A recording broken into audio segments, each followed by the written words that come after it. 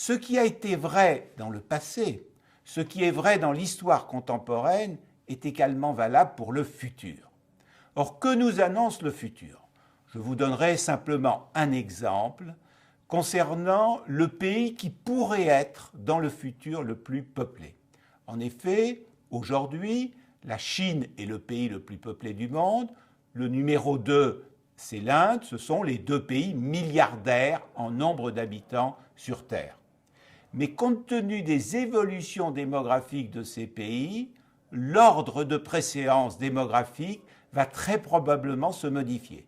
D'une part, nous avons l'Inde dont la population continue à croître avec des taux relativement élevés.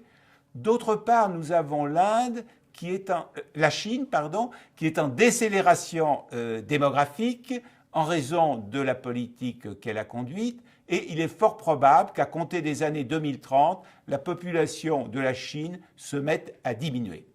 Et donc, il est fort possible que l'Inde devienne plus peuplée que la Chine. Or, l'Inde a déjà pris en compte cette trajectoire démographique vers la première place dans le monde. Comment? D'abord, en demandant elle aussi une place de membre permanent au Conseil de sécurité. Deuxièmement, l'Inde a affirmé l'importance qu'elle a prise dans le monde en 2004 lorsqu'il y a eu un tsunami. Eh bien, les pays occidentaux ont proposé à tous les pays asiatiques qui avaient souffert du tsunami de venir les aider. L'Inde a dit « Ah ben non, nous, on est assez grands pour régler nous-mêmes nos problèmes et pour résoudre les conséquences de la catastrophe naturelle, nous n'avons pas besoin de votre aide. » Regardons ensemble ce graphique. Vous voyez qu'il représente deux courbes. L'une concerne le nombre d'habitants de la Chine, l'autre le nombre d'habitants de l'Inde. Dans la partie gauche de la courbe, donc lorsque nous sommes en 1950, la population de la Chine est beaucoup plus importante que celle de l'Inde. Mais au fil des années, nous voyons que la croissance de la population de l'Inde est plus forte que celle de la Chine. Fort de ces résultats, la démographie permet de faire ce qu'on appelle des projections, c'est-à-dire d'imaginer combien l'Inde et la Chine pourraient avoir d'habitants dans les prochaines décennies en faisant des hypothèses sur l'évolution de la natalité, de la mortalité et de la migration. Et il faut insister sur le fait qu'en démographie, c'est très facile de faire des projections, tout simplement parce que tous les humains qui auront plus de 36 ans en 2050, ils sont déjà nés. Donc ça, c'est quand même une certitude pour calculer l'avenir des populations. En plus, nous connaissons l'évolution du nombre de femmes en âge de féconder dans les différents pays.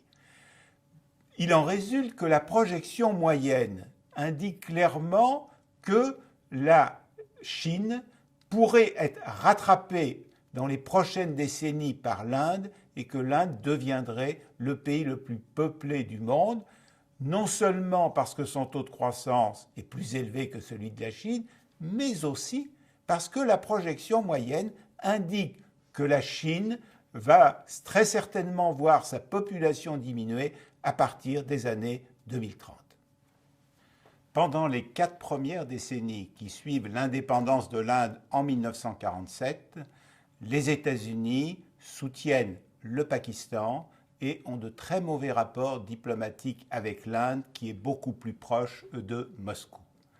Mais les États-Unis, à la fin du XXe siècle, sont bien obligés de considérer le poids croissant de ce pays qui est devenu milliardaire en nombre d'habitants et l'on va assister à un rapprochement spectaculaire entre l'Inde et les États-Unis à travers la signature d'un certain nombre de traités.